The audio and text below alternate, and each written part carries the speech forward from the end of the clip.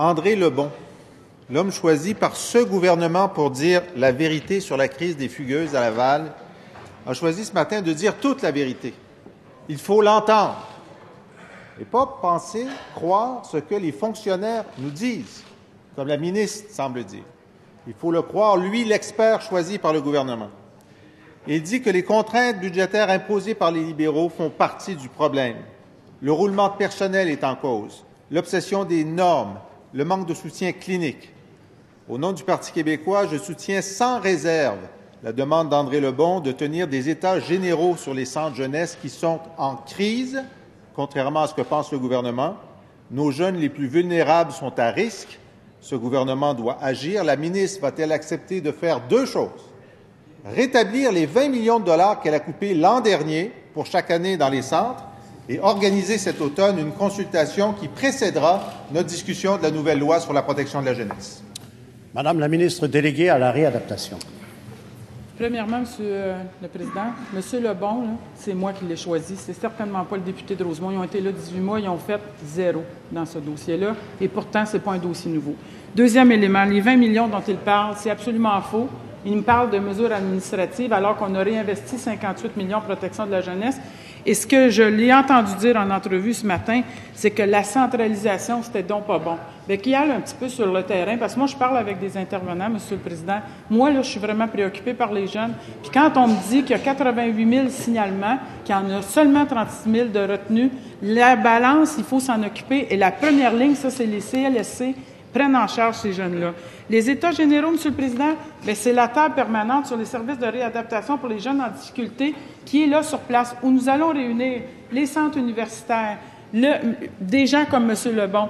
Il y a aussi tout ce qui est les gens qui sont à l'INES, qui étaient à l'Association des centres jeunesse. Bref, on va avoir toute une expertise. Et pour le bonheur du député de Rosemont, il y aura des consultations. Ça va me faire un très grand plaisir qu'il puisse y assister et commencer à écouter vraiment ce qui se fait dans les centres jeunesse. C'est bon. Première complémentaire, Monsieur le député de Rosemont.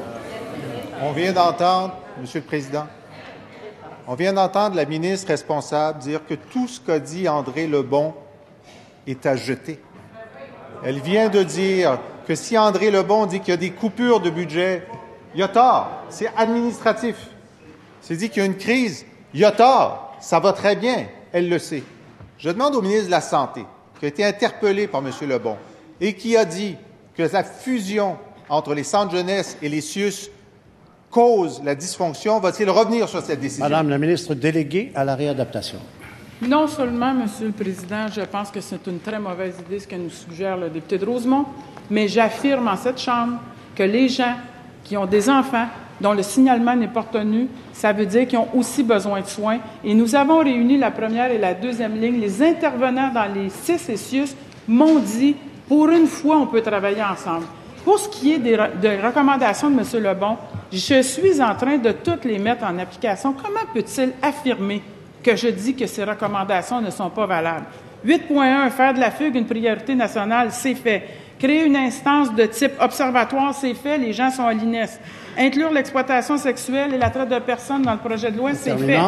Coordonner, c'est en cours avec mon collègue. Deuxième complémentaire, Monsieur le député de Rosemont. On le sait, depuis 2 ans, ce gouvernement est dans le déni. Il n'y a pas de crise des centres jeunesse. Il n'y a pas de problème avec les fugueuses. Ils ont enlevé 20 millions de dollars, ça n'a eu aucun impact dans les centres. M. Lebon, ce matin, donne l'heure juste. Le premier ministre doit savoir aujourd'hui qu'à cause des coupures de son gouvernement, les gens qui, avant, accompagnaient personnellement des jeunes qui pensent à se suicider ne peuvent plus le faire. Les témoignages sont ce matin dans la presse. Va-t-il rétablir... Madame la ministre déléguée à la réadaptation. Bien, Monsieur le Président, j'invite le collègue de Rosemont à être un petit peu plus rigoureux. Je vous le dis, j'ai fait mes vérifications. 6 du Bas-Saint-Laurent, Saguenay-Lac-Saint-Jean, Capitale-Nationale, Mauricie-Centre-du-Québec. Aucune coupure n'a été réalisée. 6 de l'Estrie, 6 de l'ouest de l'île, 6 de... En tout cas, je peux toutes vous les énumérer comme ça, Monsieur le Président. Tout le monde me dit la même chose. Ce que je lui dis, c'est que la table permanente sur les services en réadaptation va réunir les responsables en réadaptation, l'INES et les 2 instituts universitaires. On va avoir une table en action. Je continue les recommandations qu'a mis M. Lebon, je continue de les mettre en application, celles qu'il nous a faites. Moi, je veux bien qu'il répète la même histoire 40 fois, mais c'est pas ça qui fait d'une vérité parce qu'il la répète. Je comprends qu'il a besoin d'être visible, mais sur le dos des jeunes, c'est pas une bonne chose.